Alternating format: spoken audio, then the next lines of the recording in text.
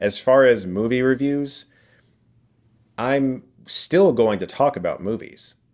What I'm not going to do anymore is trash filmmakers. And I know that for some people that's going to be a disappointment. And I also know that that will probably cost me some views. But I just don't enjoy it anymore. I don't enjoy talking negatively about film. It was hard to make amateur films as a kid, and I knew that. But it's very difficult to make them professionally as an adult as well. And meeting filmmakers, talking to them at festivals, going onto their sets, really seeing how much work goes into even your average, not so great movie. I just don't feel like doing that anymore. I don't want to talk negatively about filmmakers. I don't want to trash filmmakers. It would be strange for me to be making movies and also shitting on other filmmakers. Also, there's plenty of that on this platform already. There are so many channels dedicated to talking about bad films and negativity about movies.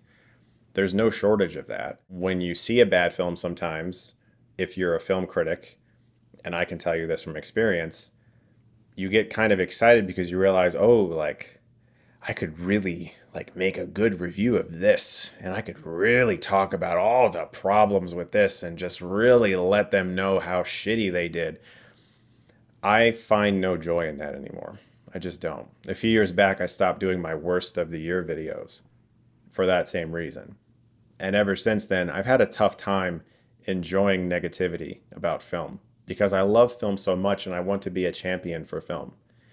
So I am going to distance myself from film criticism. It's funny, I made a video about Chris a couple weeks ago, where Mahler and Critical Drinker talk about how Chris is the most bland, milquetoast critic in the world. And that's after one I made 4 months ago, where the EFAP crew talks about how Chris no longer criticizes movies anymore. And once again that he's the most generic film critic. He's the tofu, the iceberg lettuce, the rice cakes of critics, with almost no substance, just empty calories. I mean, it's an ongoing joke between Mahler and the EFAP crew.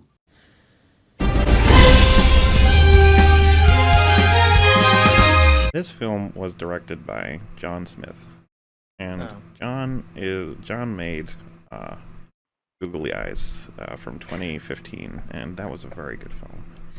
And this film, I really liked the cinematography. It was very well executed. Anyway, I was working on another video, and I saw the title for Chris's Madam Webb video, and the title was, "We Have to Talk About This." Now with my knowledge that Chris doesn't do negative reviews anymore, I already knew that this couldn't be an actual review. Because of the buzz and everything I've seen and heard, so far have led me to believe that this is gonna be a bomb. But could Chris actually nut up and criticize the movie?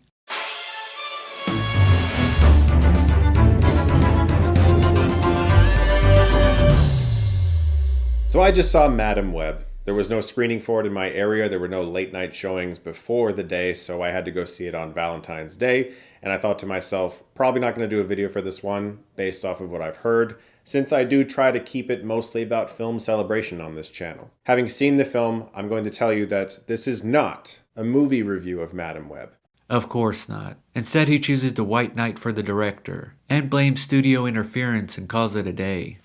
Now, for a filmmaker like S.J. Clarkson, who made Madam Webb, she's had a long and respectable career directing television, but she's directing her first movie, and it's a Sony superhero movie. When I saw Madam Webb earlier today, there wasn't a single part of me that thought, wow, this is just a terrible filmmaker.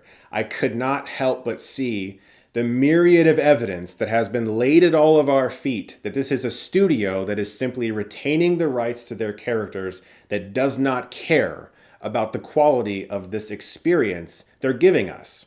There's been too many examples of movies that all feel kind of the same, like a mishmashed early 2000s superhero movie.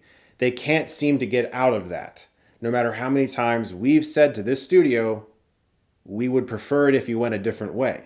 Not a big surprise, but what was a big surprise was the response this garnered. You're telling me there's actual outrage and people calling him out? Which on one hand is nice that people finally got the message. On the other hand, what the fuck you bet? I mean, Chris has been doing this since 2021. And I get that this is a new wrinkle, where instead of just not reviewing it, he makes a video and defends the director, but still, this is the norm for Chris. He really isn't a critic anymore. He's a filmmaker. He's one of them. And he's not gonna go against his own. I guess it took an absolute turd for people to notice that Chris thinks that if you criticize a film, you're an inhuman monster! I said good day!